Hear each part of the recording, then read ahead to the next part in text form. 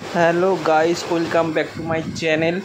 আজকে বিএসসিস গ্ল্যামার নিয়ে চলে এসেছি। এই যে দেখতে পাচ্ছ মিটারে অনেক সময় রেঞ্জের সিগন্যাল যে সার্ভিস করার টাইমে যেটা আসে সেটা মিটার থেকে কী করে বন্ধ করতে হয় সেটা আমি তোমাদেরকে দেখাবো। এই সাইডে দেখতে পাচ্ছ দুটো বাটন আছে এমএস, ঠিক আছে। এই দুটো বাটন নেই কাজ হয়ে যাবে, রেঞ্জের সিগন্যাল অফ হয়ে যাবে।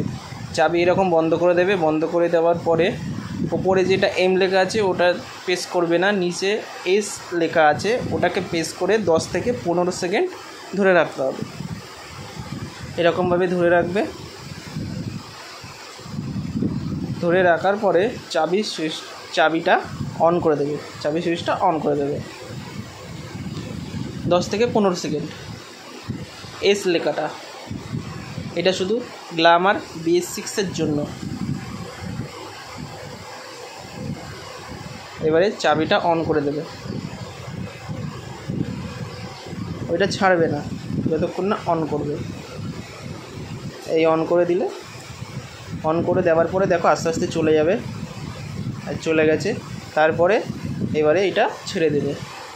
দেখতে পাচ্ছ একদমই নেই, চলে গেছে।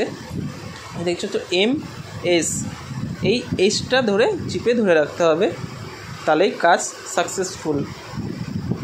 Tata, by.